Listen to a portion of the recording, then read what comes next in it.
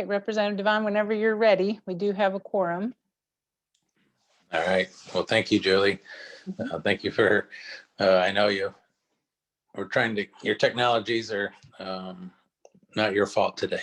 So we want to thank Julie for all that she's done, and especially this year, not just running the commission, but dealing with the COVID and all the Zoom meetings, and everybody's a lot more IT technically savvy, I think, today than we were a year ago. So I never even heard the word Zoom, a year ago. But so with that being the last commission meeting of this year of 2020, I'm sure everybody's excited to move on to next year, which is understandable. I want to thank everybody that has helped the commission over this past year, and I know especially Julie. And I know we're going to lose a few moving on and to different avenues and different career paths and so forth. But I know our superintendent of schools, Jennifer McCormick, I want to thank her and her staff for all that she's done this past year. I know Melanie Wright also was a co-chair of the oversight committee, and I wanted to thank her. And Julie, who else am I missing that you can think of? So we have a couple of task force co-chairs as well who are rotating off. They'll still stay involved as task force members, but Melena Gant has served as co-chair for 4 years of the Educational Outcomes Committee. So she'll be rolling off. And then Don Travis, after, let's see, 7 years on the Juvenile Justice and Cross-System Youth Task Force, will be rolling out of that chair role and into just a task force member. So they've put in a ton of work over those years, really leading those task forces. Well, we still have a lot of work to do, so don't get too comfortable, right? Enjoy the holidays that are coming up, but don't get comfortable. Let's kind of regroup and refocus on continue to do kids in our state a whole lot better than what they have to deal with sometimes. So with that, we'll move on. So if I can have a consent on the agenda items of a motion, do we need to unmute our voting officers? Yeah, if somebody could move to approve the consent agenda, if everybody agrees, and then we need a second and a vote. Motion to approve the consent agenda. Second. All in favor, say aye. Aye. Aye. Oppose? All right, motion carries. And then task force and committee appointments. Julie, do you have that? That was included in the consent agenda, so I think you just Okay. passed both of those items, All right. unless anybody has any questions or discussion. Hearing none. All right, we'll move forward. We'll move on to the strategic priorities in mental health of substance abuse. And if David Berman with the Mental Health of America of Indiana has a presentation.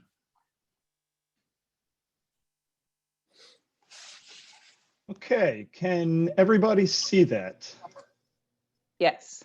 All right, so it's always good when technology works well. So good morning. Thank you for the introduction. I'm David Berman. I'm the Vice President for Harm Reduction and Crisis Stabilization Programs for Mental Health America of Indiana. Later this morning, I'm going to be co-presenting recommendations from the Suicide Prevention Gap Analysis Subcommittee. But first, I was asked to share some compelling data related to all of this morning's presentations from the Mental Health and Substance Use Task Force. So the suicide mortality rate in Indiana has been higher than the national average since about 1996, with the 2017 rate representing the highest observed in Indiana for at least 5 decades. From 1968 through 2018, we saw a 51% increase in suicide deaths. And then based on the most recent data we have, which is about 2 years old from 2018, we were 9% higher than the national average. So suicide mortality rate for individuals racially identifying as white over the last 6 years of data that we have, 2012 through 2018, has increased by about 13%, but it's consistently been lower than the national rate. And based on the most recent data we have, we're about 5% lower than the national rate. However, as you can see, the mortality rate for individuals racially identifying as Black over that same period, 2012 through 2018, has not only significantly increased, 56%, but it's consistently been higher than the national average. And based on the most recent data we have, we're 22% higher. And then for individuals identifying as being of Hispanic or Latino origin, we've been up and down over that 6-year period. But since 2012, we've had a slight increase of about 3%. And we are currently 13% lower than the national average.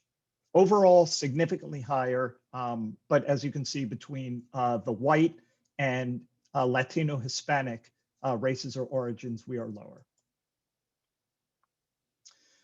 So let's look at some youth rates. So for Indiana youth 15 to 24, for the most part, we have been higher than the national average since about 1990. And based on our most recent data from 2018, we were a whopping 22% higher than the national average. From 1968 through 2018, 50-year period, even more compelling, 234% increase in suicide deaths, with 2018 being the highest recorded rate for youth suicide in Indiana. And then over the past year, going back to December of 19, so 12-month period, in any given month, youth 13 to 24 has been the demographic with the highest volume of calls to any one of Indiana's suicide hotline call centers. And that's been consistent with what we've seen across the country. That age demographic has consistently been the highest demographic using any one of the hubs of the National Suicide Prevention Lifelines. So I want to talk about a new data set that we have. This is mental health self-screenings, and the data has been provided by Mental Health America National. And this is data of screenings that have originated by residents of Indiana. So this screening tool was launched in 2014, and it utilized mental health care professionals and leading researchers across the country in its creation. It's the most widely used online screening tool in the country. Totally anonymous, it's free, it's confidential, all data is de-identified. And once an individual takes the screening, they get a series of next steps, including additional information, worksheets, tools, apps related to mental health, access to peers, and then referrals to care and services. So as you can see, over a 5-year period, this goes back to January of 2015, as recently then on the end side as November 30th of 2020, we had 81,755 screenings originating out of Indiana. Variety of different screenings, everything from depression to postpartum depression, eating disorders, PTSD, anxiety, number of different screenings. The largest number of screenings, unfortunately, are coming from the youth population. About 59% of all screenings were between the ages of 11 and 24 years old. And then the top 3 screenings taken out of that long laundry list you saw a couple of slides ago were depression, bipolar disorder, and anxiety screenings, which comprised about 80% of all screenings taken over those 5 years, almost 65,000. And then we have a severity slide. So screenings typically include a level of severity, so minimal, mild, moderate, or severe, in the case of things like depression or anxiety. And then in the case of screenings relating things to bipolar disorder or post-traumatic stress disorder, it's positive or negative. Either you are or you aren't, at risk or no risk. So here you can see that of all screenings across all categories, more than 76% screen positive for having something or having moderate to severe symptoms related to a mental health condition. 62,000, almost 62.4. And when we look at it through an equity lens across all ethnicities, you will see consistently 75% of individuals screen positive or moderate to severe. So let's take it a step further and combine some of the data which we have just looked at. So youth 11 to 24 who have screened positive for bipolar disorder or have exhibited moderate to severe symptoms of depression and anxiety comprised 35% of all screenings taken by all ages over the past 5 years. 35%. And let me mention that those levels of symptoms for those 3 specific mental health disorders are some of the most significant mental health related precursors to suicide. So in other words, 35% of all of the screenings taken over the last 5 years are youth we would consider being at a higher risk for suicide. So let's look at the impact of COVID pandemic on the mental health of Hoosiers. So if you recall, one of the first slides we looked at related to the Mental Health America data, we had 81,755 screenings over a 5-year period on the left-hand side. The data on the right reflects just the past 8 months. So April through November of this year, we have had nearly 27,300 screenings, meaning that 33% of the screenings over the total 5-year period occurred just in the last 8 months alone. And then let's combine some of that data again. Let's go back to those high-risk youth. So these are the youth that are positive for bipolar disorder or having moderate to severe symptoms of anxiety or depression. So you can see a comparison of 2019 and 2020 over the same 8-month time period of April to November. There was a 480% increase in the number of screenings. So to rephrase, compared to last year, over an 8-month period, this year saw a 480% increase in screenings taken by youth who had results that place them in a category where we would consider them being at a higher risk for suicide. So in summary, a couple of key data points, takeaways.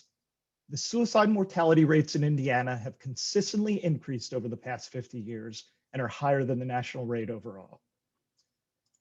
US and Indiana mortality rates for youth 15 to 24 years old are the highest they've ever been. Over the last 10 years, we have had the 10th greatest percentage increase in the US for rates among youth 10 to 24.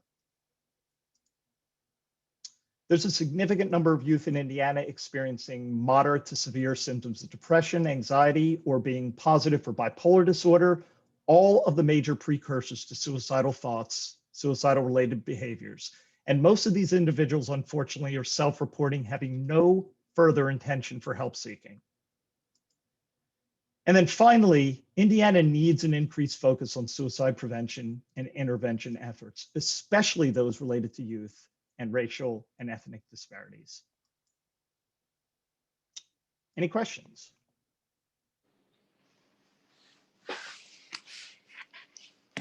Any questions for David? Yes, I have one. Senator? Yes.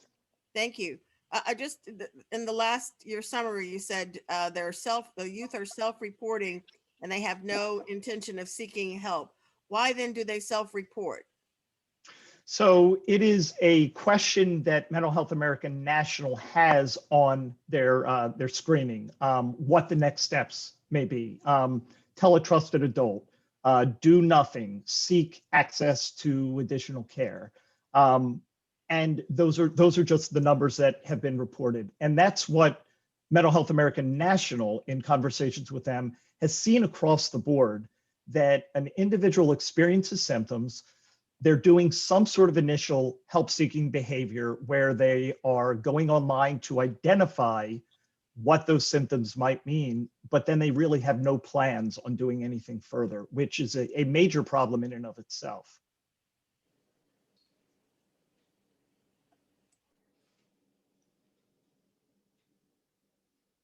David, do you have any recommendations or what other states might be doing that are doing it well? Is there something that we can pick up on that somebody's already doing? I think all the rest of the presentations you're going to see today are going to probably give you those exact answers. So I don't want to speak for any of the other subcommittees. I'm going to be doing the same thing with the gap analysis subcommittee. So I don't want to jump the gun on that.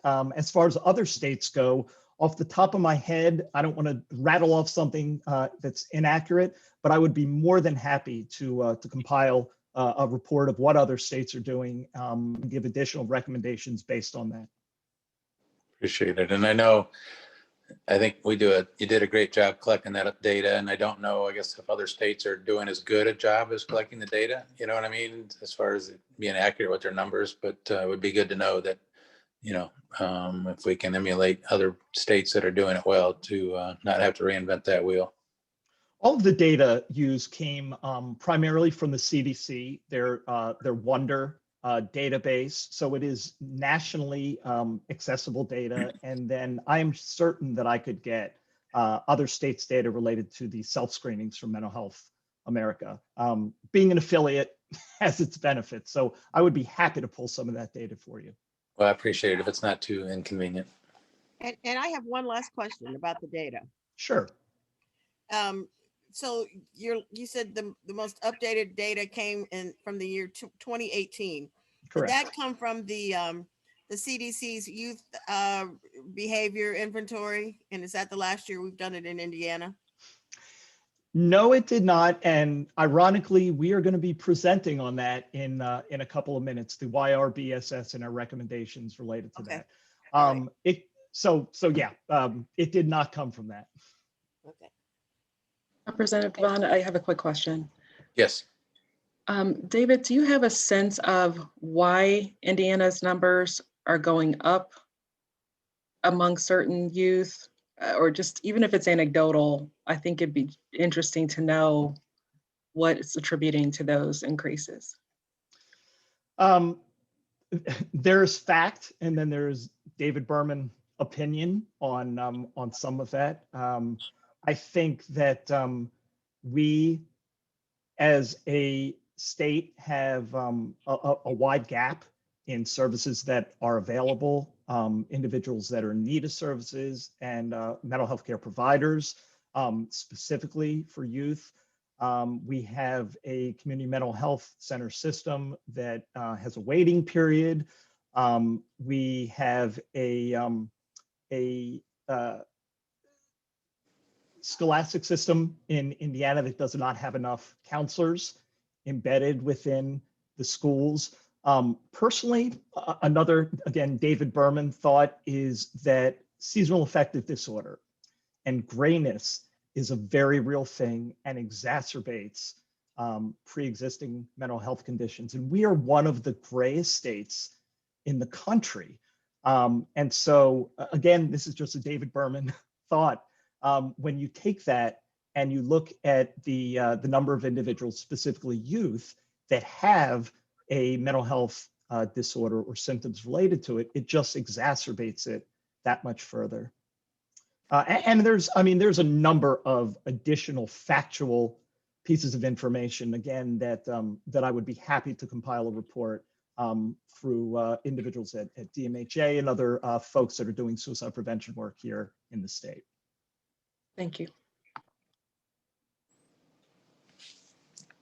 All right. Any other questions? I just want to say, I think one child is too many to lose to suicide, but anything we can do to better ourselves is great. All right. Hearing no other questions, we'll move on. Thank you, David. You're welcome. Stephanie Lyons with the IU of Social Work has a presentation on mental health and workforce findings and recommendations. Stephanie, do you want to share your screen? Oh, good. You got it. Good morning, everybody. I was just working on that. Thank you, Julie. So good morning. My name is Stephanie Lyons, and I'm presenting on behalf of the Workforce Subcommittee of the Mental Health and Substance Abuse Task Force. And I'd like to share with you our requests for amendments to the LAC and LCAC requirements that are in Indiana Code.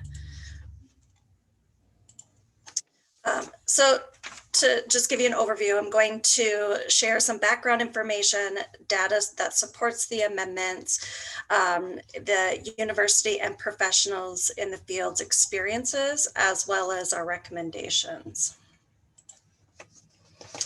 So to start with the background, there is a shortage of qualified licensed addiction counselors in the state of Indiana, and we feel that there are unnecessary barriers in the Indiana code that restrict applicants from applying to receive their license, and that there's also a barrier for supervisors to take on the role. We have also found that there are inconsistencies between the Indiana code, the Indiana administrative code, and the LAC and the LCAC information instructions documents that are posted online for applicants to use.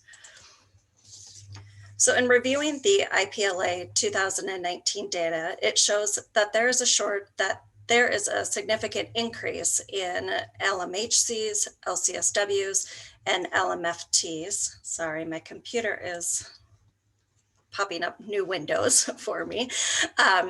So there's a significant increase in LMHCs, LCSWs, and LMFTs in the state of Indiana during the opioid crisis.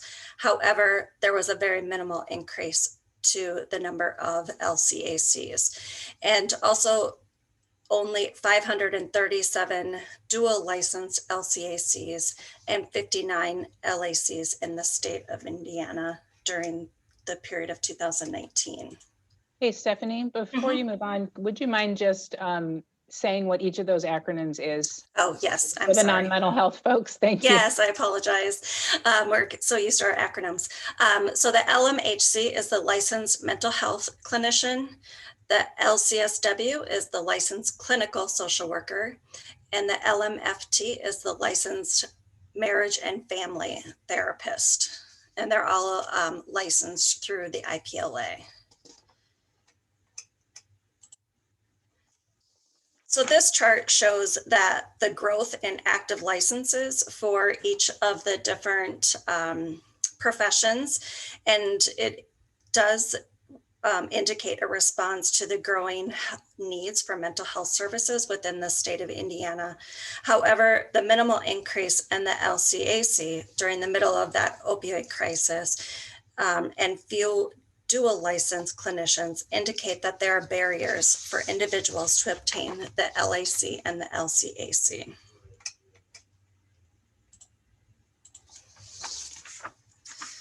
Another critical area of concern is disproportionality in the children and the families that are served, as well as the clinicians who serve them.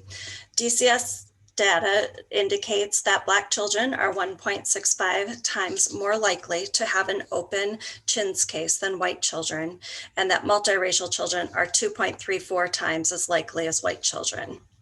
In 2018, Black children made up 11.2% of the Indiana population, but were 17% of the children in foster care. And they are 16.6% of the children awaiting adoption. And that 6% of Black foster youth exit care without having achieved a family-based permanency.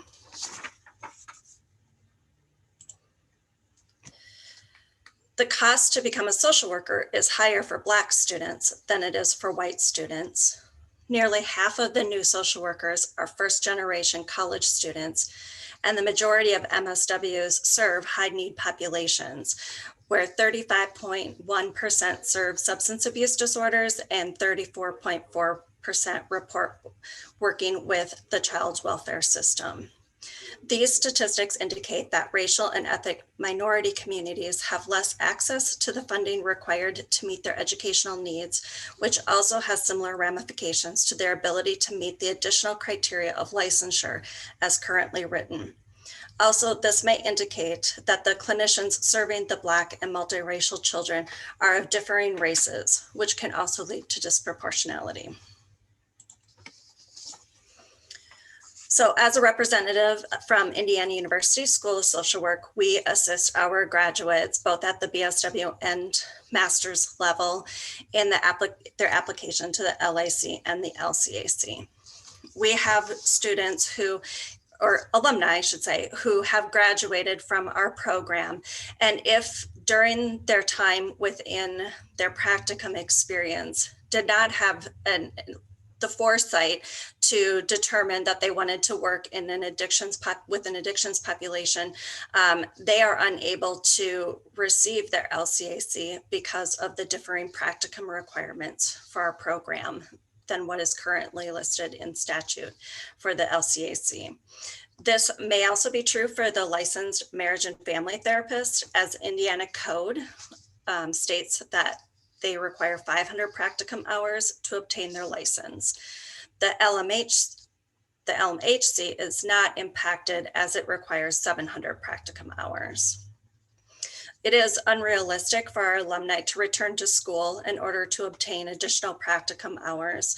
And this also has a major impact on minority students, as it is a financial barrier and also then impacts greatly their ability to become licensed. The Community Health Network and Oak Lawn Psychiatric Center, as well as Department of Child Services, also provided evidence to reinforce the challenges that their staff have in obtaining the LCAC and LIC after graduation. An additional barrier that clinicians are hesitant to take on the role of supervisor for our students due to their workload requirements and the demands of the supervisor role.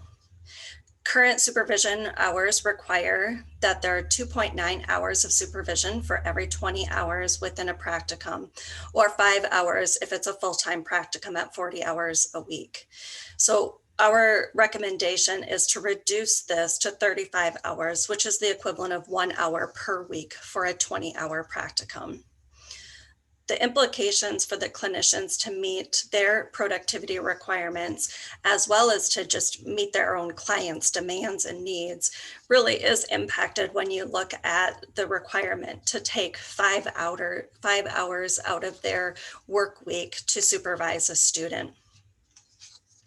And this is individuals, this is supervision where it's dedicated time for supervision. It's not where they're shadowing or overseeing. It's time set aside for processing of cases and learning about what's the role of the LCAC. We also recommend that there is an ability for the supervision to be both in a group setting as well as in an individual setting, but that it's not an either or, that they can have 100% of their supervision be in an individual setting and up to 50% of their time in supervision be in a group setting. And this is so that smaller agencies who may not have the group supervision opportunities available to them because of smaller numbers of staff aren't limited and prohibited from supervising students and clinicians. And then that we have found in our review of the Indiana Code, the Indiana Administrative Code, and the information and instructions documents that are found on the line, that there are some inconsistencies between those 3 documents. And so one of our recommendations is to ensure that there is consistent language between the 3, that we remove the Foundations of Addiction Counseling course from Indiana Code. And that also throughout Indiana Code, the supervision requirements is consistent, which would state that it's under the supervision of a qualified supervisor as determined by the board. So you have in your packet, I believe, our specific recommendations that include the actual location of the recommended changes, as well as the language for those changes. So I'm not sure if it's appropriate to go through them one by one, but is that appropriate? Julie? It's up to you. It depends on whether committee members would like to hear that explanation. The document's been online, but it might be helpful to go through it. Sure, if you can do it briefly, that'd be great. Sure, sure. So looking at the recommendation for the commission, the first recommendation is in regards to the course requirement. So excluding the Foundation of Addiction Counseling from the list of courses in Indiana Code. The reason for that is we found that it's very, it's duplicative of all of the other courses, that it's just doesn't seem relevant enough to have a specific course on foundations when you are having advanced learning as well. The second recommendation is in relation to the required hours of practicum, and this is to allow those students who are obtaining another license, the LMFT, the LMHC, or the LCSW, and are meeting their program's requirements for license, that there isn't an additional hours of practicum experience that they have to obtain besides their graduation requirements. So it allows another behavioral health license to meet the qualifications of a practicum experience. It also, if an individual is not receiving in a program that meets any of those licenses, it still maintains the 700 hours. And it also maintains that the practicum experience needs to have at least 280 hours of face-to-face client contact time in an addiction setting, working with clients. The third recommendation is repetitive. What I've talked about before is to ensure that the language that is defining supervision, who is a qualified supervisor, is consistent throughout all of the documents. The fourth is the reduction of supervision hours from 100 hours to 35. The next amendment is in relation to the LAC, and as currently written, a doctoral student can utilize their practicum experience to count towards the hours, the postgraduate hours necessary for the LAC as well as the LCAC. And so we want to give the master's prepared clinicians the same opportunity to utilize their master's level practicum as qualified experience towards their obtainment of the LAC. So the LAC has a bachelor's level requirement. And so we want to allow our master's prepared students to be able to use a master's practicum to count towards their postgraduate experience.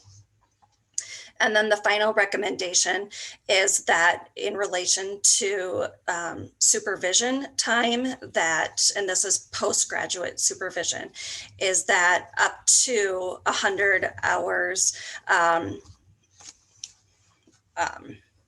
can be obtained in a group setting. And so it allows an individual to have 100% of their supervision time be in an individual setting, or up to 50% of that time be in a group setting.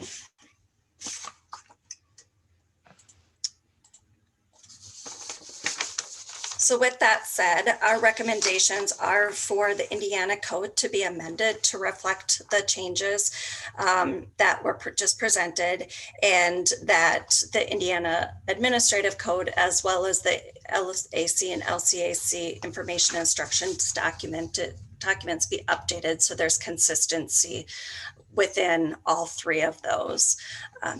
We believe that these amendments or provisions will remove barriers of qualifying for an LAC and or an LCAC license, which will increase the number of providers within the state of Indiana, and that there will also be an increased number of LACs and LCACs to meet the needs of children and families, and it will assist in removing financial barriers for racial and ethnic minority communities as well. Any questions, comments? Hi, this is Jay Chaudhary. I had a quick question. First, I thank you for taking this on. It's a very complicated, it takes a lot of time. I appreciate you doing this. And I just wanted to sort of frame this in the way we think about a lot of different things at DMHA, which is how do you draw the line between best practice on one hand and kind of possible practice on the other, right? Those are the two things. It seems to me this is definitely an appropriate nod in the direction of possible practice. And so my question for you is, what impact, if any, will this have on the idea of best practice? Does that make sense? Like there's always a trade-off, right? That one of my favorite things to say is there's no solutions, only trade-offs. And on the balance, this seems like a good trade-off, but what is the trade-off in your opinion? That is a good question. And it's, so I know I'm a little bit biased because I'm a social worker and I'm coming from Indiana University School of Social Work. So I look at it as the requirements for the LCAC have a higher requirement than the LCSW standards. And so I don't quite understand that that discrepancy between the two. And so I am of the belief, and there's evidence out there, that social workers provide quality services. They make up the majority of the behavioral health workforce. And so to me, it's a barrier for one of the largest groups providing behavioral health services in Indiana to not also be able to meet the LCAC requirements when they are providing those services as well and working with the same population.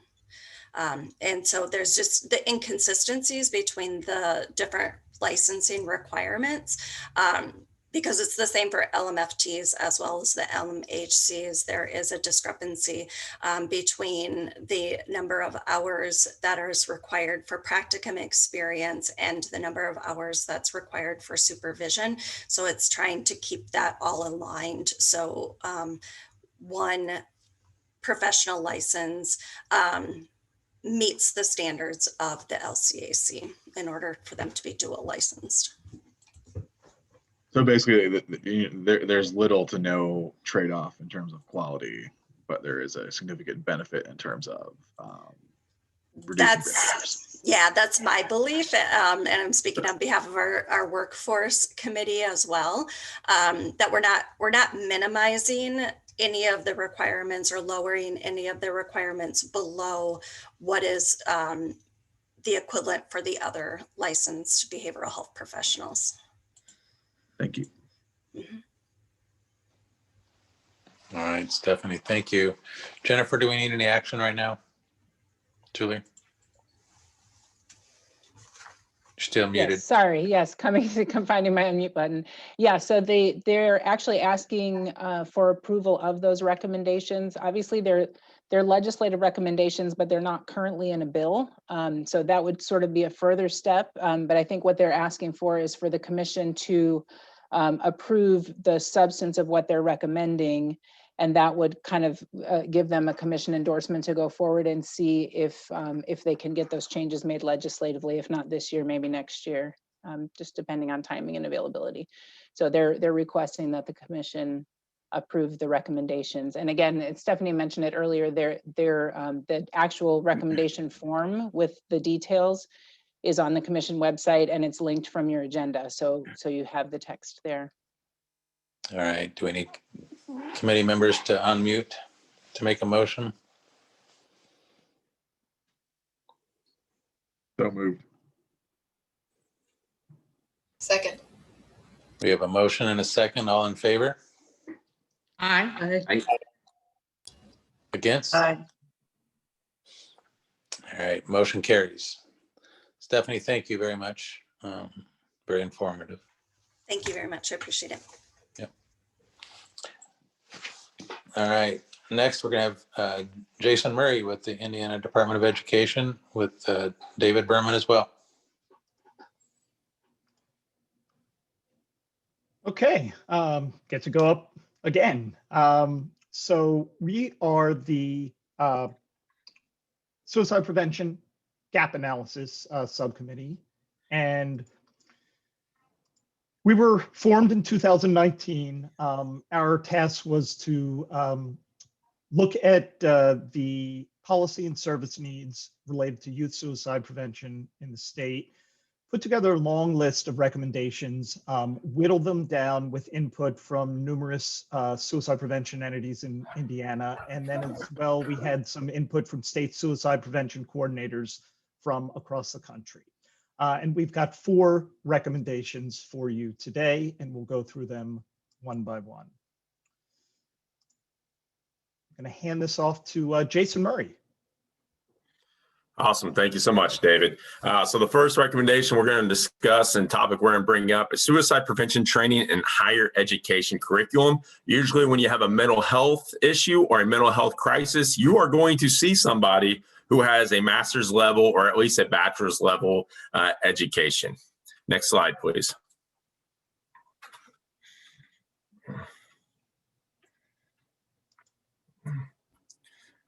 So the American Association of Suicidology Task Force created a report looking over 250 plus universities across the nation that included historically Black colleges, Ivy League universities, private universities, and state-run colleges. And looking at that, what they ultimately identified is 1, essential skills. Assessment of suicidality is an essential clinical skill. However, we're woefully lacking in that. And why is this important here in Indiana? It's super important because as we've probably beaten a dead horse, we've talked about the youth risk, not the youth risk behavioral survey. We'll talk about that in a second. We've talked about the IYS, Indiana Youth Institute's youth survey that identified 1 in 5 high school students in Indiana have contemplated suicide or at least thought of suicide. And 1 in 9 high school students in Indiana have made a suicide plan. And then when we start looking at the Kids Count data book that they published, 1 in 10 high school students in Indiana have attempted suicide. Next slide, please.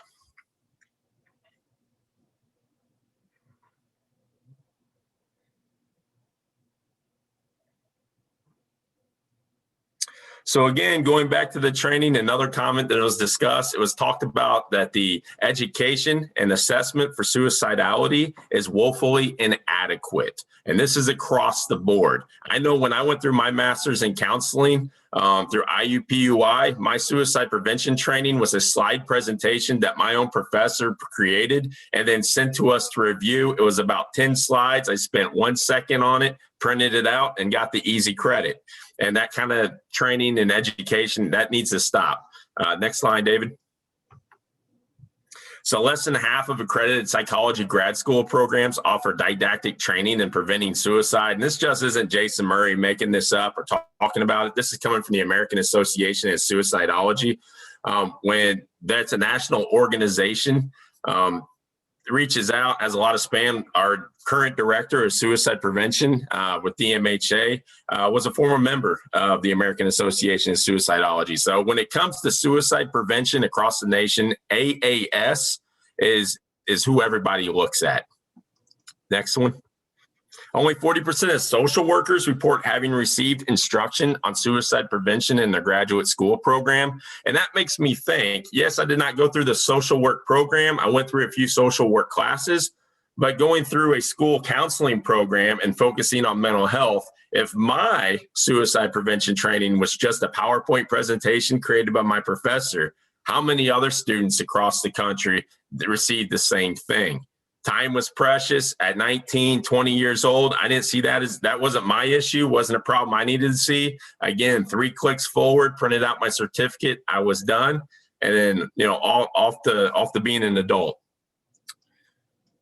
It's scary, absolutely scary. So our recommendation is to legislatively mandate training on screening for suicide risk and implementation of appropriate intervention practices in all pre-professional schooling programs, including social work, education, and all healthcare professions. Next slide, please.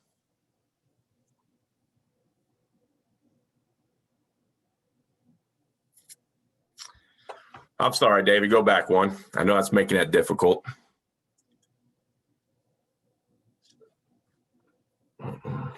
It's taking a minute to load. All right, so what does that necessarily mean? There's some organizations here to the right that I want to just mention.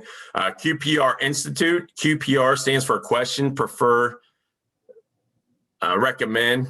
No, I'm sorry, question, persuade, refer. It's a 2-hour in-person suicide prevention training that we use throughout the state. We have over 400 QPR trainers across the state from all areas of the state. The other one that you see down here is ASSIST. This is a 2-day suicide prevention training that is implemented by Living Works. Living Works is nationally recognized evidence-based suicide prevention training. They also have a Safe Talk training that is 3 hours that could be completed within the time frame of a course. I think 2 days is a huge stretch to ask that within the coursework. And then up top is our, oh my goodness, it's our assessment. Our Columbia Severity Rating Columbia Suicide Severity Rating Scale. Sorry.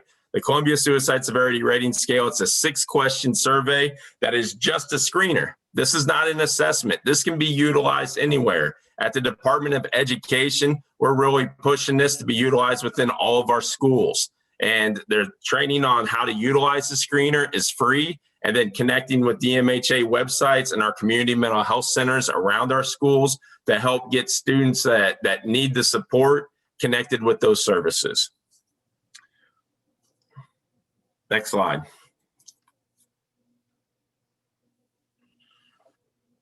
Hey, if I could just Yep. pop in here for a minute, Representative Devon, they're going to have 4 recommendations that they're presenting. So you just saw the first one. So I don't know if you want to take action on each one as they go along, or if you want to have them present all 4 and then take action at the end. And same thing with discussion. So. Yeah, I mean, I guess to do it justice, it would be good to do them one by one, even though I know we're running a little long, I think, but and going back to that, Jason, so basically, would it be mostly people going to become a social work or healthcare profession? So a nurse, like a school nurse, that type thing, or what are your thoughts? Just a clarification.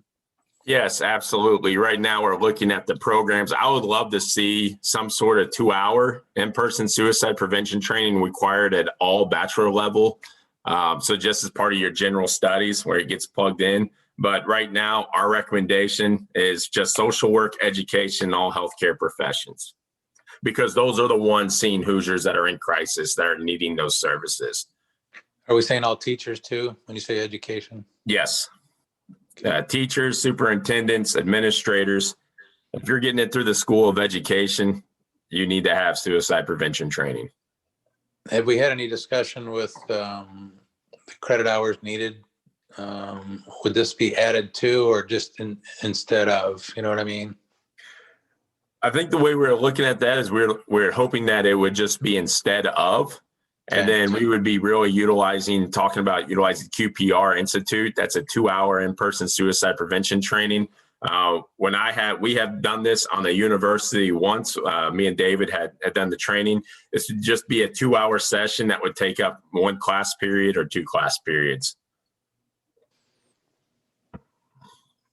Okay, any other thoughts from commission members? I know last year we had House Bill 1283 that dealt with trauma training that we put on, for all students going to school to become a teacher. Had to have a semester of trauma training so they can recognize when a child's dealing with issues like that. So I don't know if some of that would be in place of, you know what I mean? If it would also take care of some of that. And it might be something that we talk to like a Purdue or Ball State or IU type school. Yeah, absolutely. I think it would fit right into that curriculum. Any other comments from committee members? Commission members, sorry. Can I have a motion, and if I can get everybody on mute, voting members? I move we adopt the recommendation.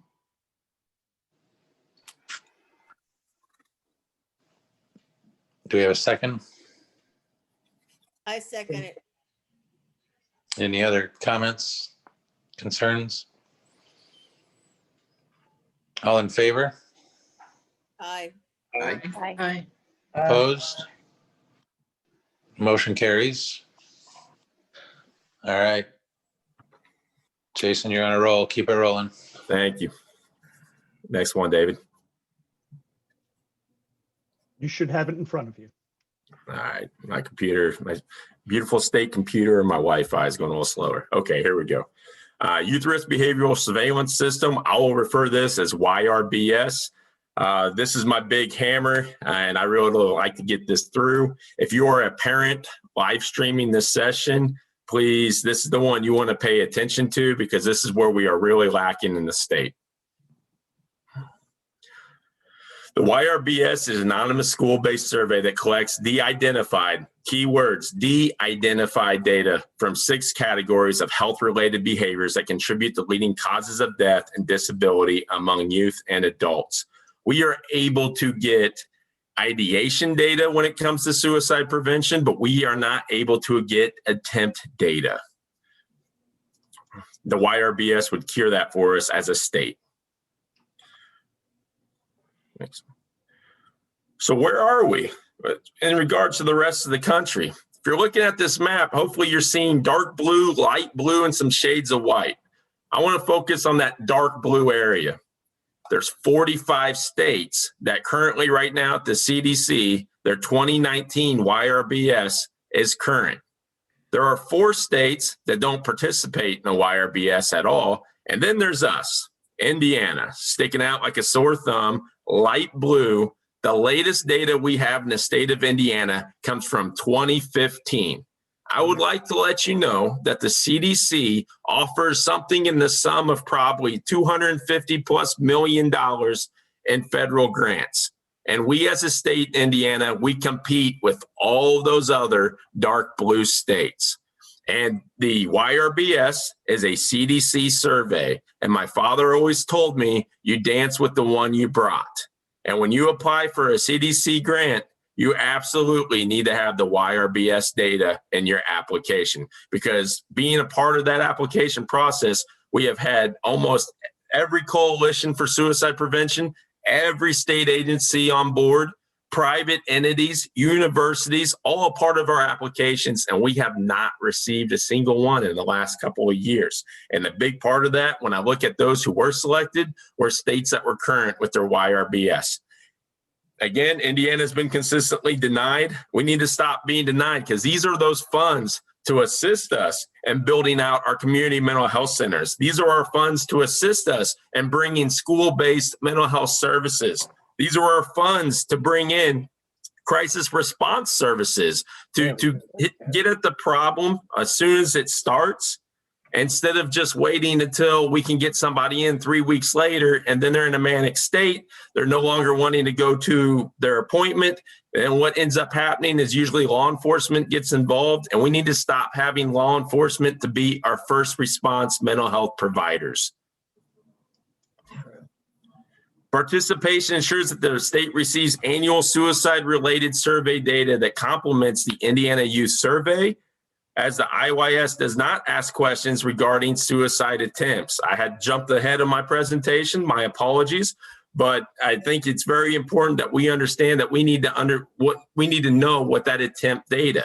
And then I also want to highlight, very importantly, the 2018 Indiana School Safety Recommendation identified that we need to require schools to participate in the CDC Youth Risk Behavioral Survey, or what I call the YRBS. Next slide, please, David.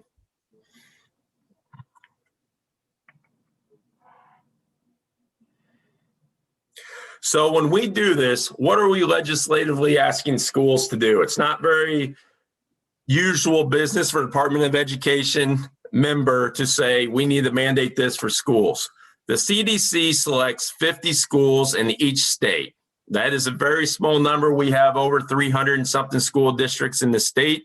They select 50 schools, and 60% of those 50 schools, if my math is correct, that's 30 of the 50 schools have to complete the YRBS in order for it to be counted within the CDC as being an official, true, complete YRBS data set. I believe it is imperative that we get at least 30 schools to complete the YRBS. And if you've sat through David's presentation regarding what it looks like mental health right now, I was your previous suicide prevention coordinator for the state of Indiana, and I had the pleasure of addressing this group on youth suicide and what we need to do about it back in August of 2019. And I can tell you, coming on board the Department of Education, one of my jobs is to make phone calls to schools about students who have died. And I average 3 phone calls a week. Wow. And of the majority of those phone calls, I believe could have been avoided if we focused on the things that matter most. If we look at the mental health services that we're able to provide and have the backbone to show that support, that backbone being the YRBS, we would be able to be more competitive against other states in our country and secure these much needed federal dollars. So my recommendation is to legislatively mandate that schools selected by the CDC participate in the YRBS every 2 years. Commission members, can you unmute, please? I have a quick question. May I make a comment? I just want this gentleman, I'm sorry, I don't see your name on my, Jay Murray 3, to know. Yes, ma'am. This is Senator Breaux, and I have over the years tried to get a YRBS survey required in this, that those schools that are selected by the CDC to participate. Right now, they can or they cannot participate. It's up to them. And I've tried to get it to be legislatively required that those schools that have been selected to participate by the CDC, that they must do so. I mean, there's really not a lot. In my understanding from the research that I've done is that the CDC really administers everything and provides some resources to administer it. So all we have to do is find the school and the students. And I also know that the governor's school safety plan had a requirement that all schools, I was only going to do those schools that the CDC selected, but the governor, I think, wanted all schools to participate on an annual basis. But we get pushback because of some of the questions that are related to sex on the survey. And we get strong pushback from those organizations that are opposed to any of this kind of information being discussed in the schools.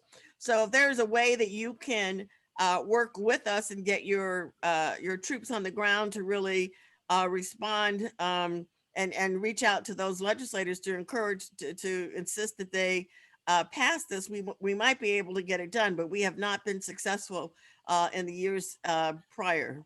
Yep, we are fully on board. The YRBS is going to take at least 45 minutes to an hour to complete. So that is one class period. And to ask every school to do that would be a tall order. And so, and we knew that did not go through last time. So we want to recommend that at least those 50 that are selected by the CDC complete this. And what I'm also hearing from schools is that there's just a lack of education about what is the YRBS and what does this mean. I think educating them to understand that federal dollars are attached to the YRBS that's my big push, and understanding just what that could mean in regards to one less phone call on my part, one less dead child we discussed in the child mortality. So that's going to be my push, and I'm fully on board. Well, I would love to carry this legislation. I would love to get some assistance from your organization and your member participants to push this through. DOE has been very helpful. They were willing to, I worked with DOE, and they were willing to put some kind of a mandate that the schools that were selected by the CDC to participate, that they had to participate. So DOE was very supportive. It was those outside organizations that derailed this. So we would definitely need a strategy and a plan to overcome the opposition that we will receive. Like Senator, I'd be happy to say we can forego the YRBS if those outside organizations would like to write us a big fat check. That would be somewhere between $200 million. Well, that's how I would respond to that. Well, I'm sorry, I'm afraid we need to do a little more than that, but I would move that, that this recommendation be adopted by the commission. And I look forward to working with you, Mr. Murray, and whomever else you can, so we can try to get this done. We have I a have a motion. question. Do I have a second? I actually have a question. Yes. And I'm totally supportive, but this is a really important issue. I agree with everything in the presentation. I believe, and I could be misremembering, so correct me if I'm wrong, part of the issue is that parents in Indiana have an ability to waive or keep their kids from completing the survey.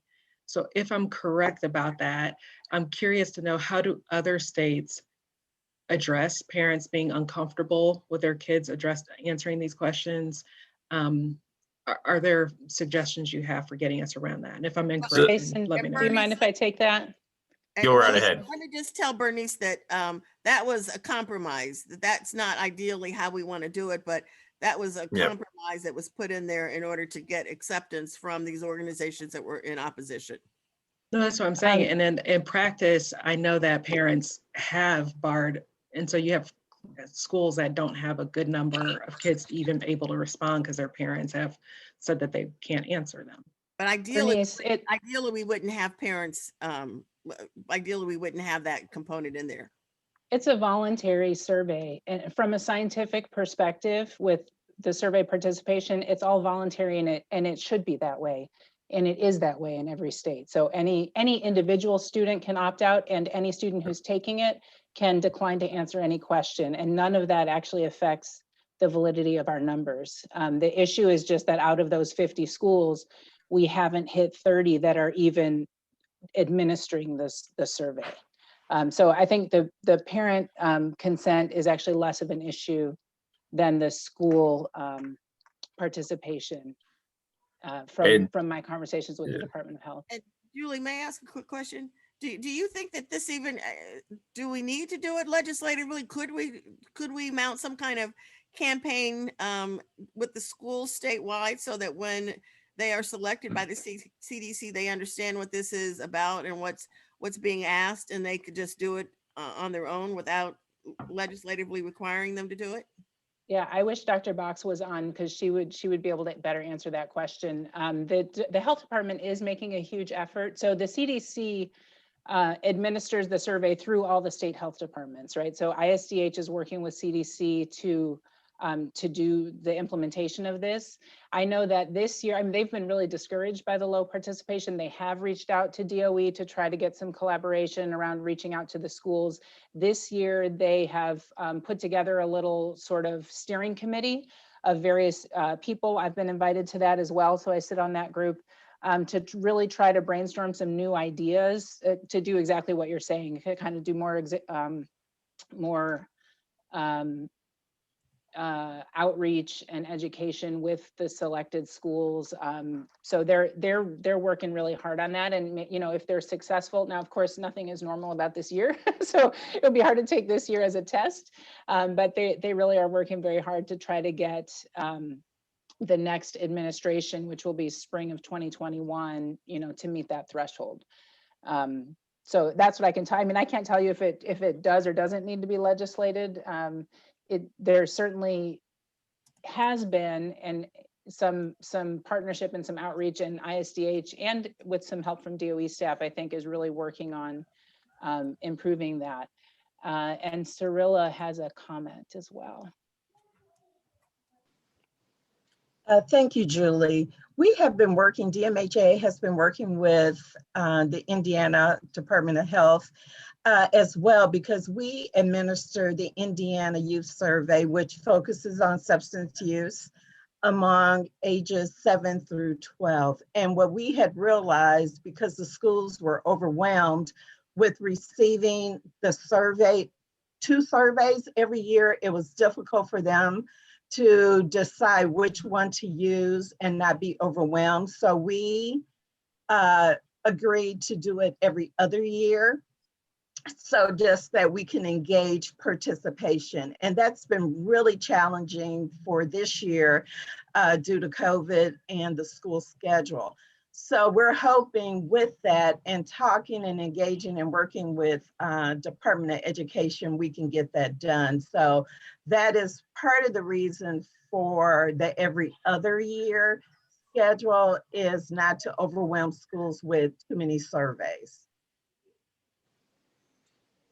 Thank you. All right, we have a motion. Do I have a second? Second? All in favor? Aye. Aye. Opposed? Aye. I guess it could be everybody saying aye, and we don't know if it's a member or not, right? So the virtual world, but the motion passes. All right, Jason, thank you very much. And next, third, you got 3, 4. Yep, David. Okay, yeah, we're trying not to skew with our own opinions when it comes to voting. So I'm going to try and fly through this. I know we're a little behind. So the next thing we want to talk about is coordinated crisis response. So Indiana in March 2020 lost one hub of the state's already undermanned National Suicide Prevention Lifeline system. And with only 4 remaining, there's a real possibility of additional losses forthcoming. But we have an expectation that there will be an increase in callers once the transition to 988 occurs. If you recall the data slides from earlier, youth are the top demographic with the highest usage rate of suicide prevention hotlines. And our calls from 13 to 24-year-olds are nearly double the volume for the same time last year. So despite many mental health crises being non or less acute in nature, for Hoosiers experiencing a mental health crisis, there is very limited real-time response resources outside of the acute service providers like emergency departments or 911 or other first responders. Most of those are already overtaxed with limited bandwidth. As I'm sure everyone knows, we have a limited number of psychiatric beds in the state, which has recently been exacerbated by the COVID-19 pandemic and the need for bed diversions. And our community mental health center, our community mental health center system has a consistently higher demand for services than the ability to provide those services. Even attempting to utilize the current crisis response resources too often leads to negative outcomes for socially and or economically disadvantaged or underrepresented communities, including arrest or incarceration, or simply the inability to access care, which will further exacerbate their existing crisis. And then doing coordinated response has a potential for significant cost savings. In 2016, Phoenix, Arizona revised their crisis response model, and they engaged 22,000 individuals, transferred them directly to a crisis facility or coordinated with mobile crisis. And you're going to hear more about mobile crisis after we finish our presentation. They did not visit a hospital ED, or there was no additional interaction with the criminal justice system. They found that they saved $260 million, reduced the state inpatient spend by $260 million. They saved hospital ED $37 million in avoided costs or losses, and saved the equivalent of 37 FTE full-time employees for law enforcement officers. So coordinated crisis response is economically sound as well. And so our recommendation is to advocate for a comprehensive and integrated crisis network, including sufficient infrastructure for statewide crisis call centers coordinating in real time, centrally deployed 24/7 mobile crisis, and 24-hour crisis receiving and stabilization programs. So through Indiana's FEMA-funded crisis counseling program in response to the COVID-19 pandemic, the Division of Mental Health and Addiction and the Family and Social Services Administration, FSSA, established the Be Well Crisis Helpline in July of 2020, and there's funding to continue through June of 21, and that utilized crisis counselors and the Indiana 211 platform.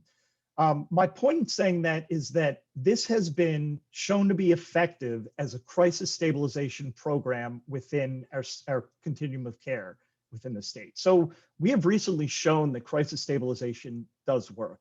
DMHA is also exploring strategies to ensure sustainability for the infrastructure of the National Suicide Prevention Lifeline System, another piece of crisis stabilization.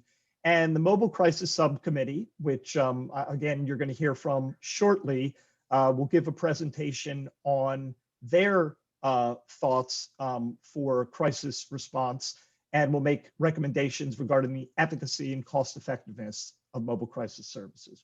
So again, our recommendation is that the commission advocate for a comprehensive and integrated crisis network. Thank you. All right, commission members, any questions? Comments? Do I hear a motion? If we can unmute. So moved. Second. All in favor? Say Aye. aye. Opposed? All right, motion carries. Number 4. And then the last one we're hoping is an easy one, and that is ensuring prioritization of mental health. So in 2014, Mental Health America released its first annual State of Mental Health in America report, which ranks all 50 states and the District of Columbia, so 51 participants based on several mental health and access measures. The 2021 report, which is the most recent one that was just released, ranked Indiana 33 out of 51 states overall, indicating a higher prevalence of mental illness and lower rates to access of care. That is 7 spots lower than the last report that came out. We were 26th in that report. And over the past 10 years, we have dropped 14 spots. We were 19th in the initial report. In addition, we ranked 45th, or the 6th worst state for youth with a severe major depressive episode in the past year. The suicide rate for youth in Indiana, again, has increased 234% over the past 50 years, 22% higher than the national average, 56% again over the last 6 years for individuals who are racially identifying themselves as Black. The majority of mental health services in Indiana, as well as the US, are provided in their juvenile justice and correctional facilities, which, as we know, are disproportionately filled with individuals from racially and ethnically unrepresented communities. And it's regularly part of the punitive repercussions for behaviors often associated with what is essentially a biological disease, as opposed to community-based treatment. In addition, with stigma associated with mental health services in Indiana, which is significant, especially within rural communities and racially and ethnically unrepresented communities, which creates additional barriers to help-seeking behaviors.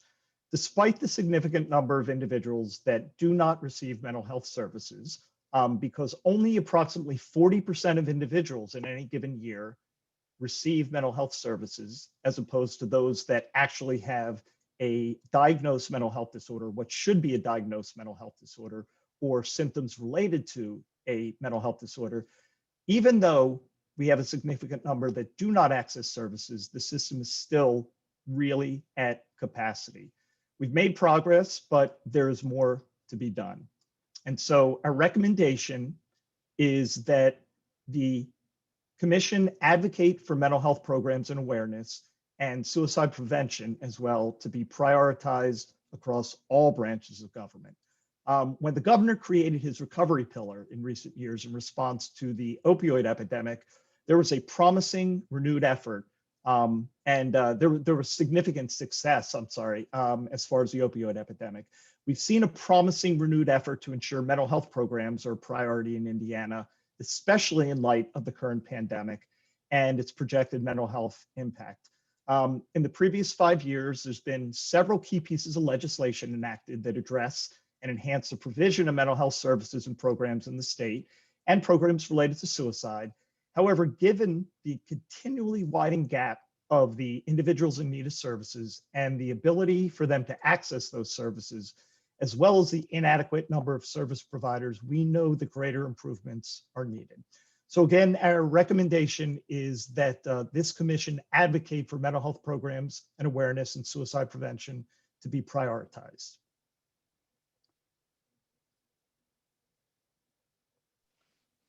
All right, thank you. Commission members, comments, questions, motion?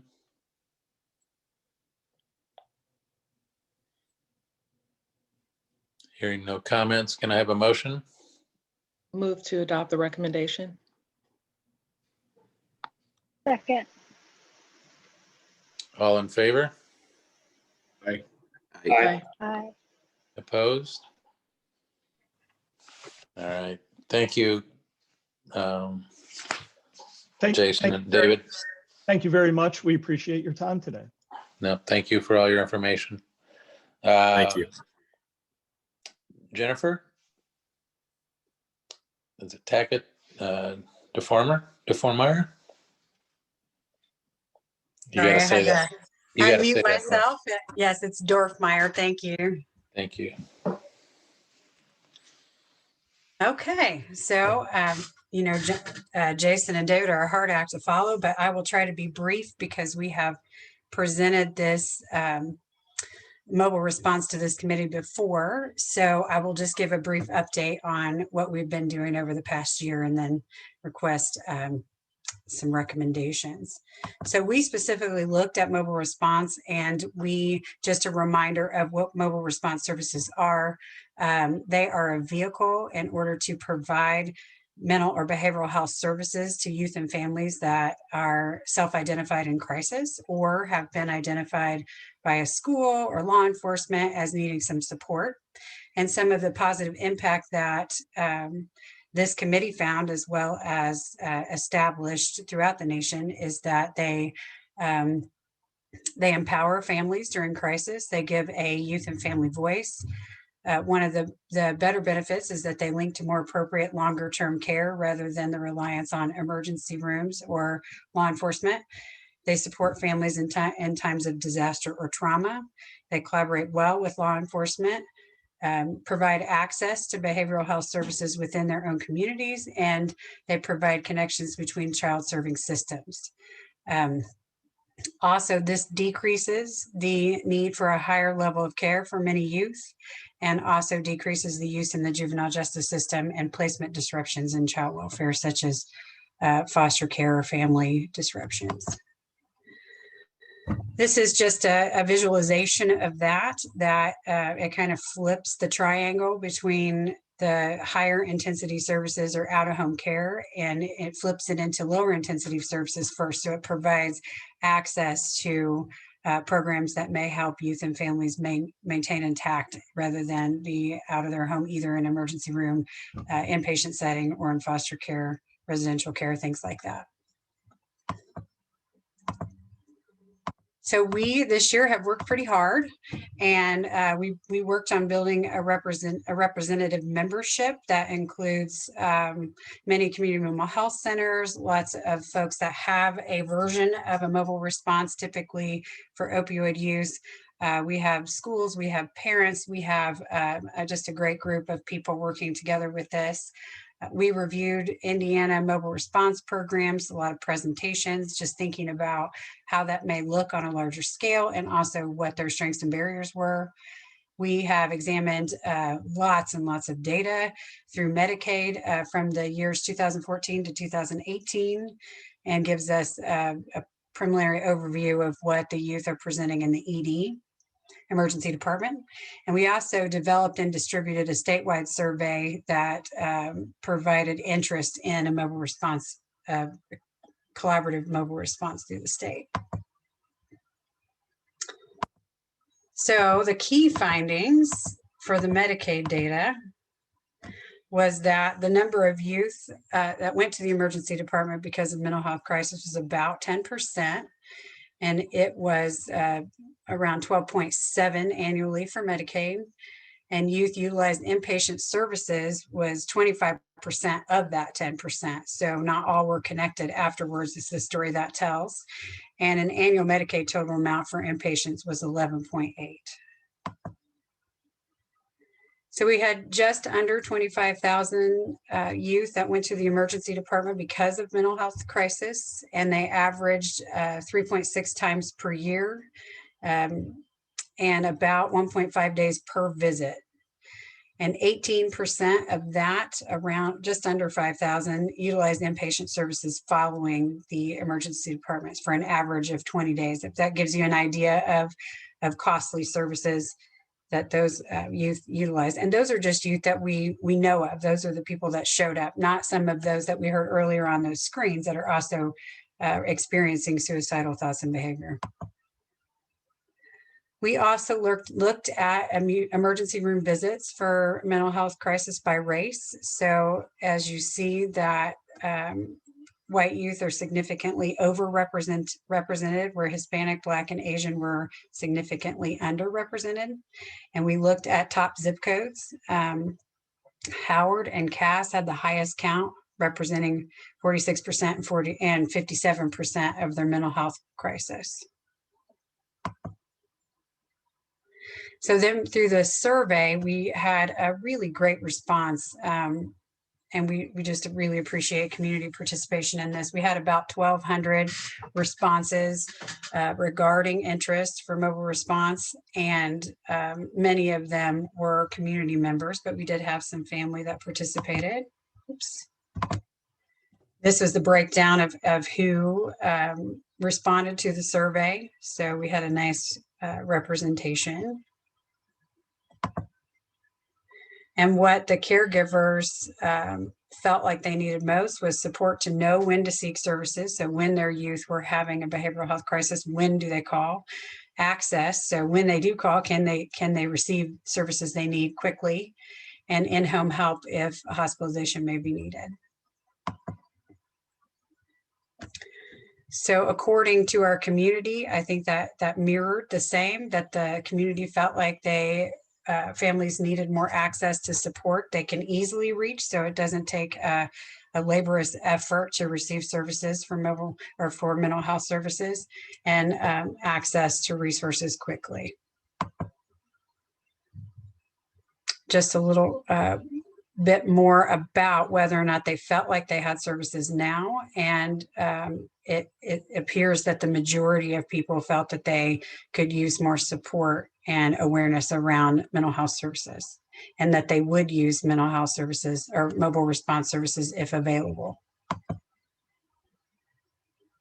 And providers responded that they would refer to a program like this, and that they believe that most families would benefit from a mobile response. So our recommendations is that we would request that OMPP conduct a deeper dive into the data and cost and care utilization for Indiana children who experience crisis and have intensive needs. This would include all insurers, Medicaid, Medicare, and commercial. I don't know if do we want to go through these one by one? Why don't you go ahead and name them all off, and then we can see how much discussion there might be. Sure. Another recommendation is to garner or support cross-state agency commitment and collaboration in development of a state crisis continuum. Engage one of the managed care entities to pilot mobile response and stabilization for their members. Partner with local organizations to plan implementation, including addressing unique needs for people of color and immigrant populations. And finally, have the Indiana team to engage in technical support from the National Association of State Mental Health Programs and Directors. Currently, now there are many states, that are adopting a collaborative mobile response system, and including those listed on this slide. So that is it. All right, commission members, do we want to take them one by one, or do we want to take them as a whole? Does anybody have any questions? And I want to say that was a great report, Jennifer. Thank you. I support taking them all as a whole. I would Agree. I would agree. All right, so with that, we have 5 recommendations, and do we hear a motion? Move to accept the recommendations as presented. Second. All right, we have a motion, a second. Any other discussion? Hearing none, all in favor, say aye. Aye. Aye. Opposed? All right, motion passes. Thank you, Jennifer. Next, we'd have, we're running looks like about a half hour behind, but Calvin Robertson with the Indiana Minority Health Coalition and Marshawn Woolley.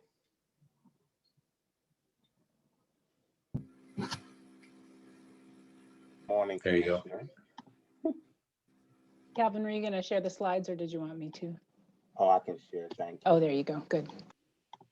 And Representative Devon, I think we're going to be okay on time. There's quite a bit of cushion at the end, so I think we'll be all right. All right. Well, we want to thank you for the opportunity to come and present this recommendation for consideration by the Diversity, Equity, and Inclusion Committee.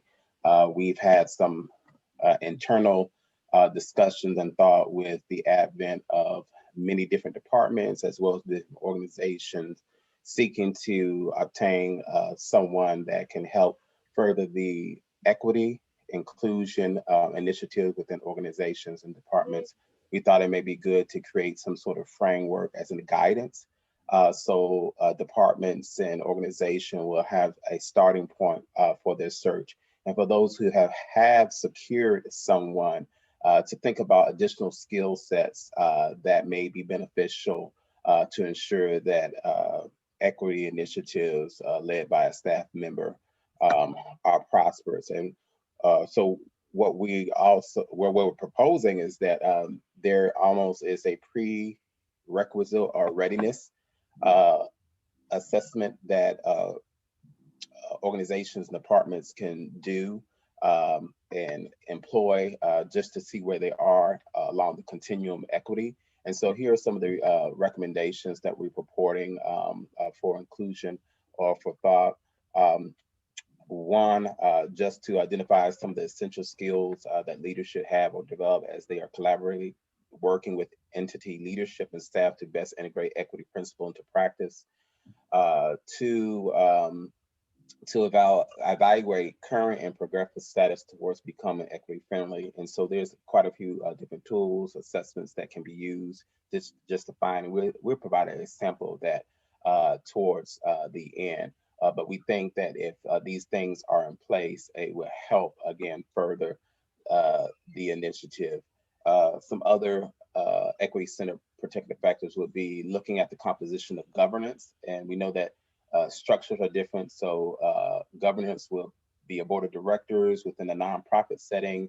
For government staff, usually there's some sort of advisory groups or other types of things that will influence some of the direction that departments will go. And so the thought is to recommend that the composition be diverse demographically as well as with skills, talents, and abilities. Also ensuring that equity is a training mandate from governance to volunteers. Oftentimes we have experienced that a lot of frontline workers are the ones that are trained, but those who are making decisions on the strategic plan of the organization, the budget of the organization, and other elements of the organization do not have the same knowledge base as the frontline workers, but ensuring that there's some level of training that's happening within governance so governors may have some insights and make decisions with the equity lens we believe would be tremendously helpful in moving organizations, departments forward. Also, creating a culture of equity really means that the organizational department has a stance that is publicly known and internally processed. And so having position statements, equity vision statement, equity mission statement, and we have samples of that in the actual document. But we thought that that would be critically important in being able to let people know working within and without that this is an equity friendly establishment, department, as well as an organization. And then accountability, making sure that there are SMART, which is specific, measurable, attainable, reachable, and time-bound goals and objectives that's embedded into both the strategic plan of the organization department, as well as the operational or the management plans. And that can also be inclusive of performance evaluations. So it could be as simple as having someone go to one culture humility training a year, or doing some sort of in-service where they are learning about a culture and then presenting that to their peers, just as a proactive way to get staff directly involved with learning and disseminating cultural humble practices throughout the enterprise.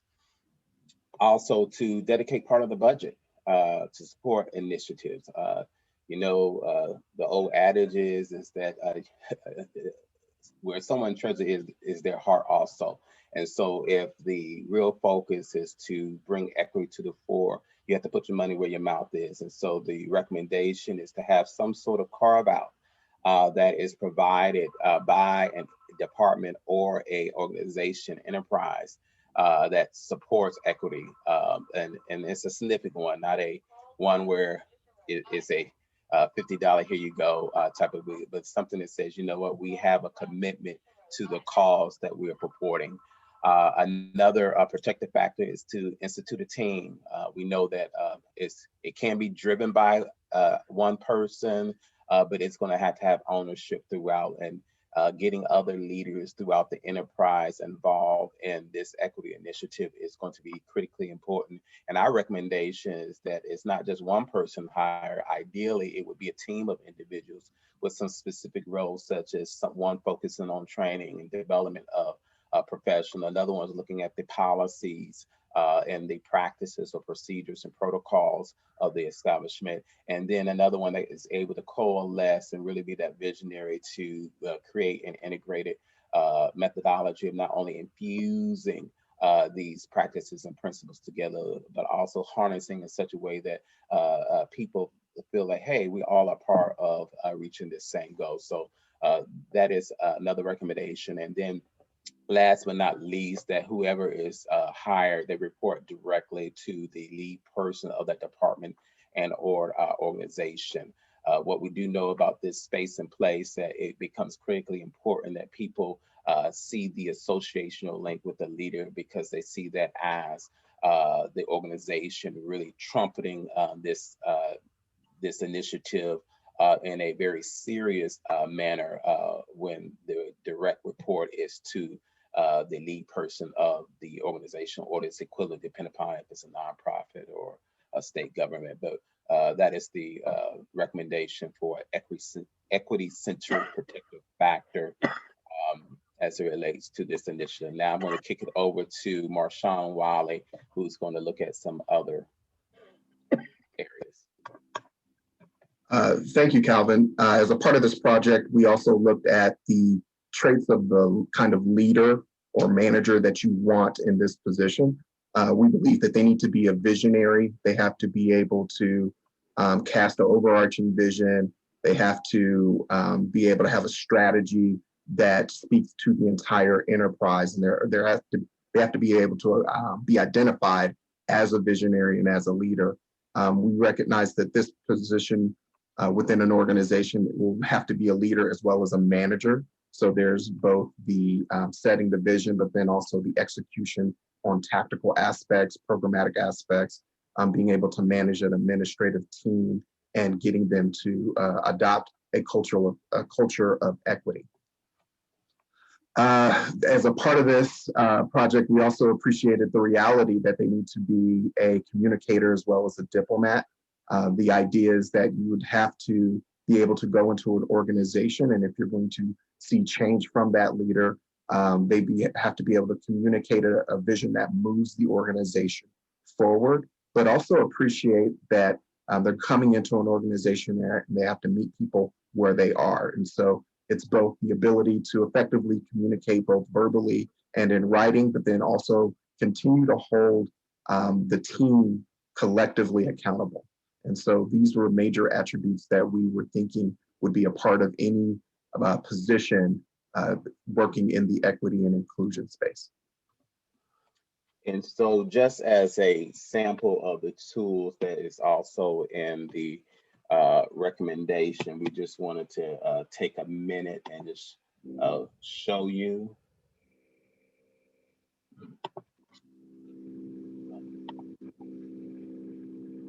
And so this is one of the Western States rubric that actually has organization on a continuum between all white club to an anti-racist organization. And it really breaks it down into the different facets of what happens within an organization or department, starting with this decision-making. And it gives you characteristic of what happens or occurs in the decision-making process. So, you know, all white club, you'll see that often white men are making the decisions and they're made in private ways where people can't see or really know. Whereas in the anti-racist, it's made up by a diverse group. People of color are significant leadership positions.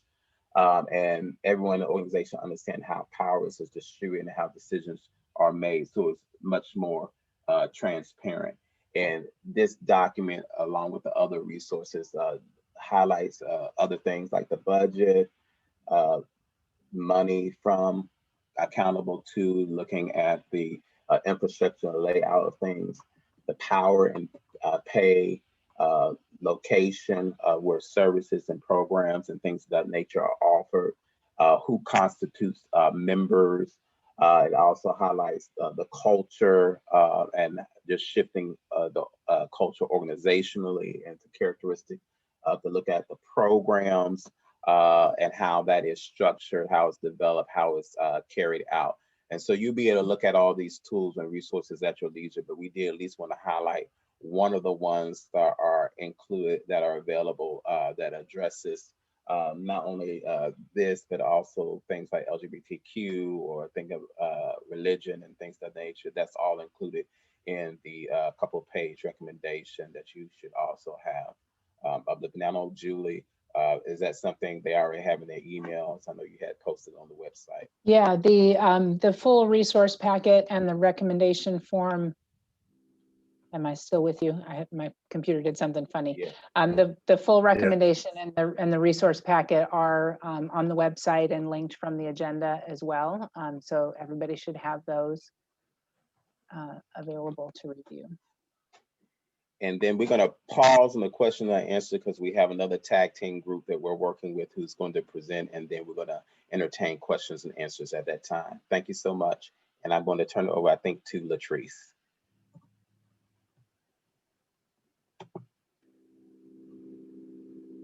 Hi, good morning.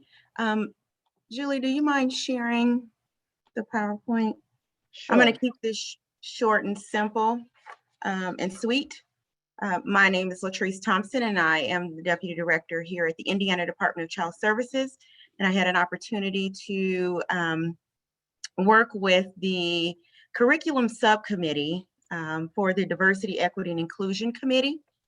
And we were really tasked with coming up with resources, training resources that could be utilized across agencies, as well as external stakeholders like our provider agencies.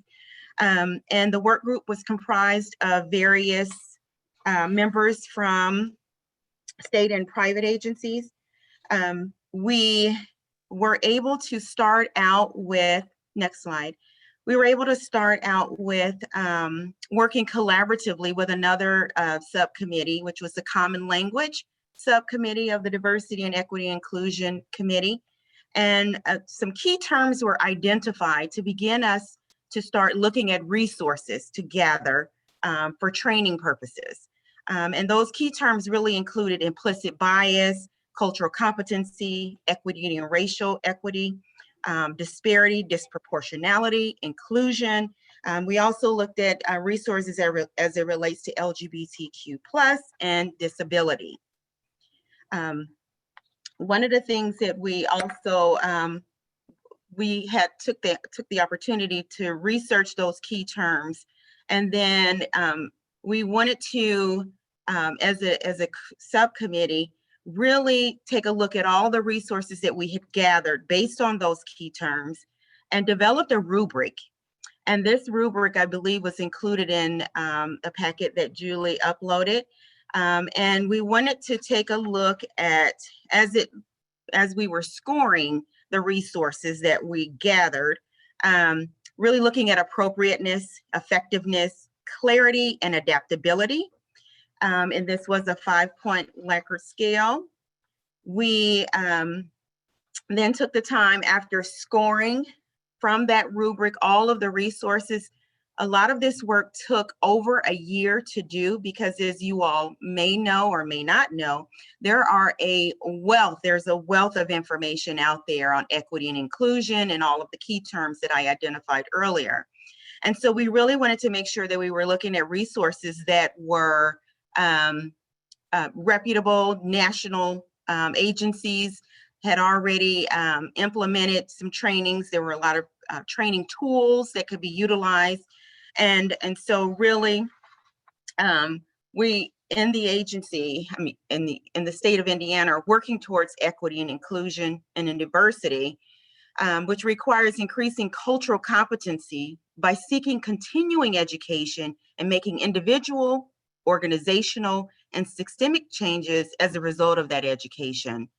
So the resources we identified really are sources for curriculum and/or education by key terms, including, for example, multimedia, journals, and webinars, and who their intended target audiences are. The Equity and Inclusion and Cultural Competency Work Group offers the curriculum and educational resources for your consideration. These resources were vetted using a set of standards for evaluating all resources identified and thus represent the best resources that we were able to find. I also believe that you all were provided just a list of resources, which included target audiences, which are from various audiences, which include education, mental health, child welfare, juvenile justice. And so with all of this, I move to seek recommendation for approval of this resource guide. All right, very good. Calvin, any other comments or Marshawn? No, we don't have any other comments, but we would love to entertain any questions if there are any. Very good. Thank you again. That was a great presentation. Is any other comments or questions, I guess, from the commission members? Representative, if I could just clarify, so there's 2 documents that the committee is asking you all to approve or endorse. One is the resource packet that Calvin and Marshawn described with the protective factors, the skills that you want in an equity leader in an organization, and organizational readiness tools. And the other, they're just presented as 2 different documents. The other is the resource that Latrice described around curriculum.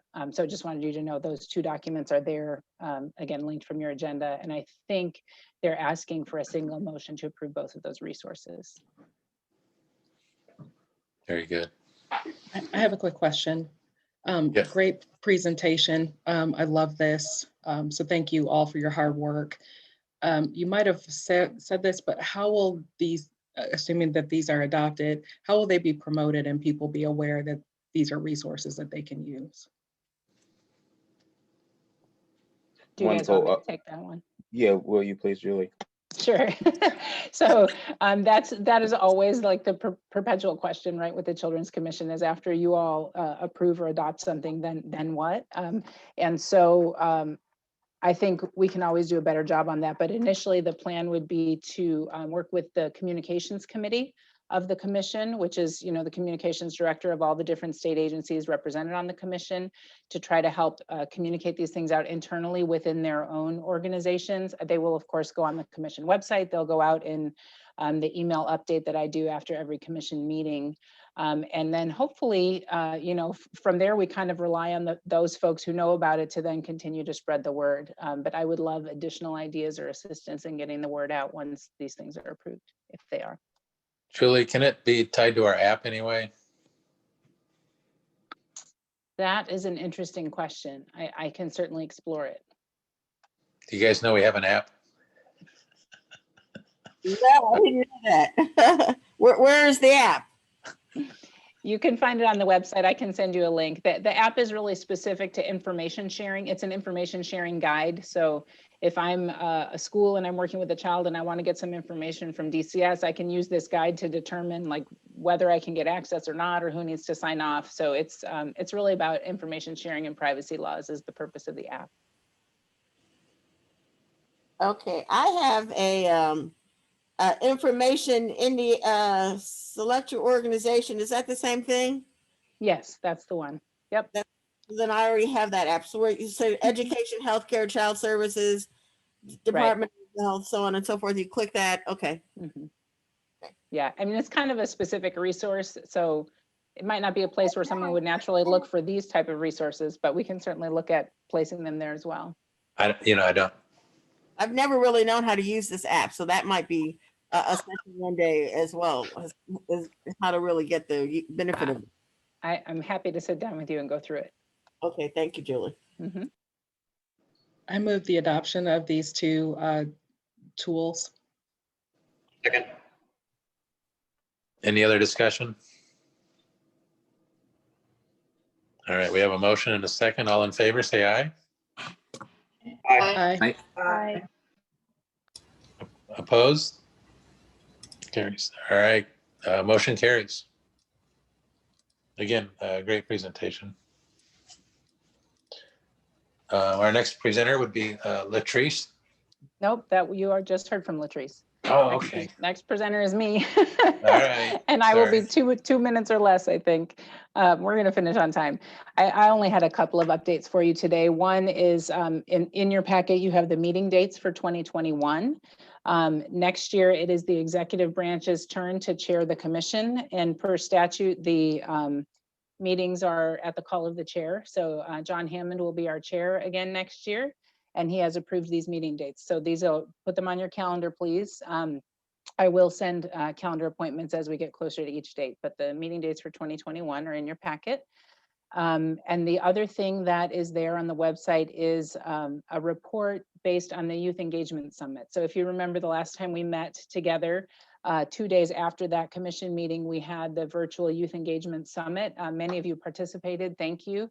We worked with Voices Corporation here in Indianapolis and a group of 16 youth from all over the state with various experiences with having interacted with DCS or the mental health system or the juvenile justice system.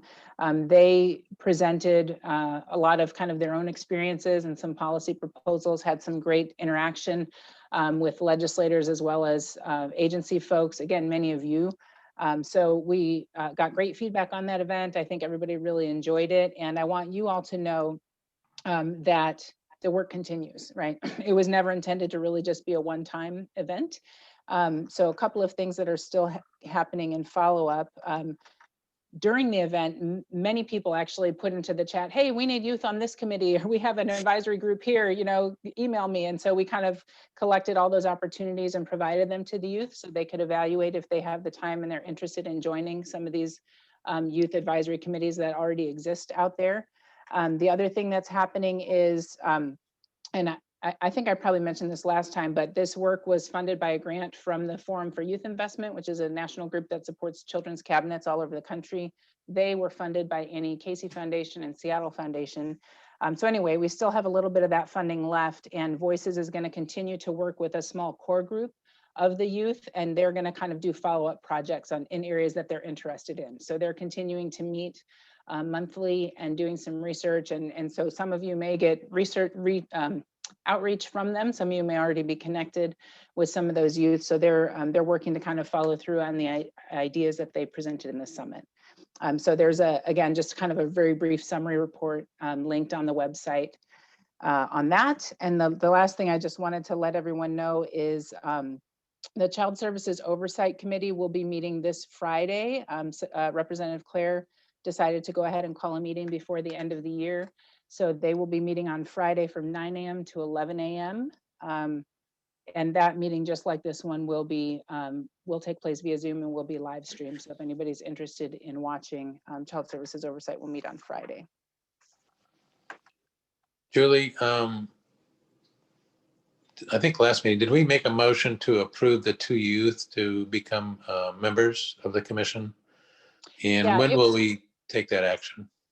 Yeah, it was discussed at the last meeting. Nobody had any objections. So there was kind of a general consensus to move forward with having you file a bill, kind of having me work on some language and having you file a bill. So that'll be going on this legislative session, and hopefully, I don't know, if maybe by, what do you think, middle of the summer, we'll have those youth. Can we do anything ahead of time to maybe start the screening process? yeah, that's a great question. And I actually had a brief discussion with John Hammond on that exact topic. Yeah, I think if the legislation looks like it's moving, there's no reason why we couldn't start a process to identify who those youth would be. I mean, everything depends on the legislative process, right? Which you know very well. So because members of the commission are in code, so to add members of the commission, that bill would have to pass. My assumption is it would become effective July 1st, like all bills are, unless there's an emergency. And so, but we can kind of see how it goes through the session. I'm happy to start putting together a process whenever you all would like me to try, an application form or whatever you think we need to identify who the youth would be. Julie, I guess I'm sorry. The youth summit to me was very important. It was very exciting. I kind of carried forward with some discussion with the presenter. Her name was Dea.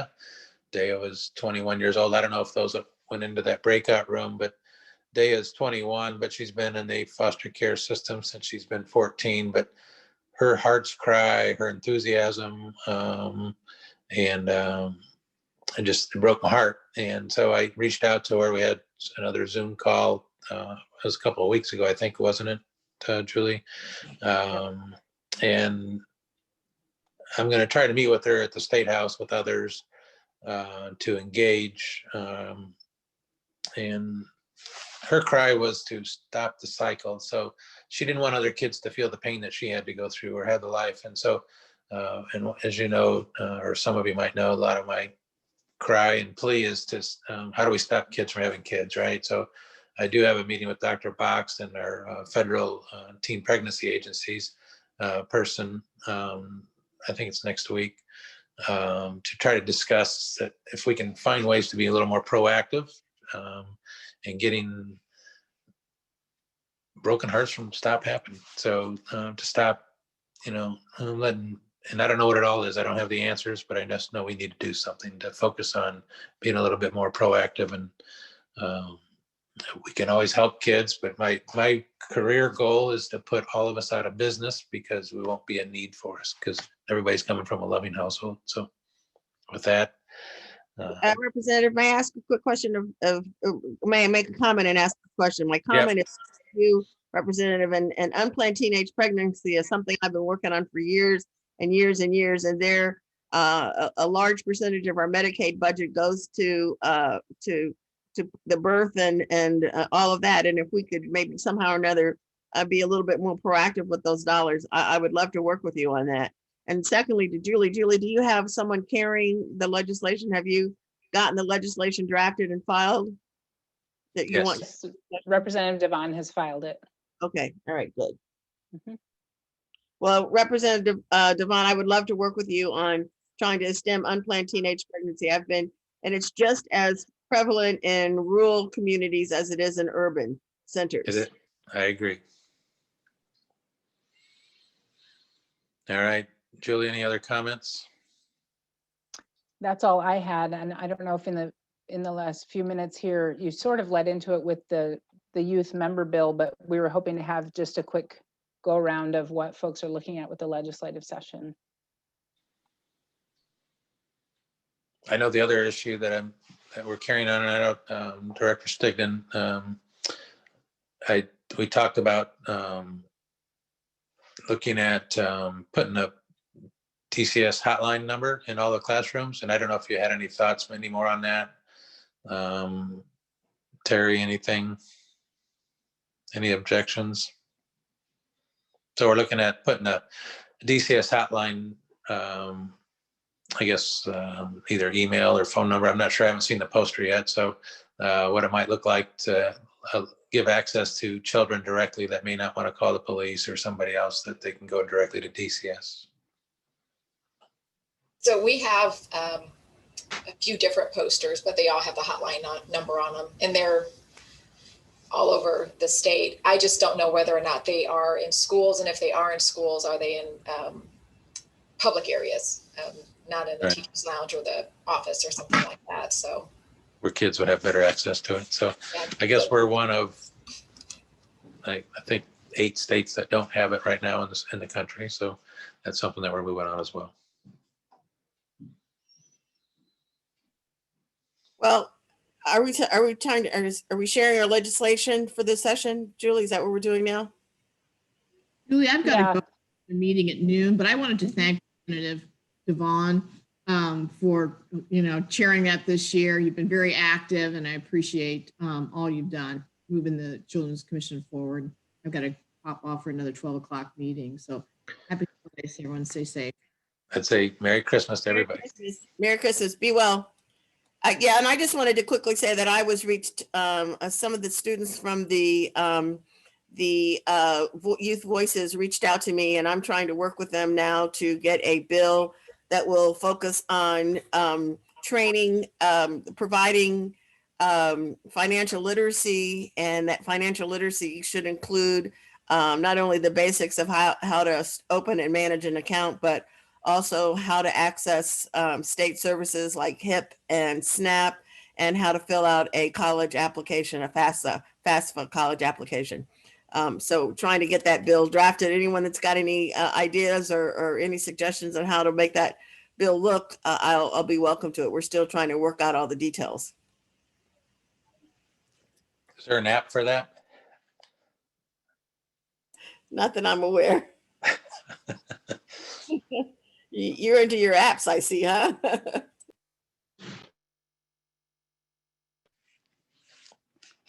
All right. Well, I know the legislation session is getting ready to start here January 4th, and I don't know if anybody knows what it's going to look like. So it's going to be a crazy year. And so cover your prayers and your patience, I guess, especially for administrators.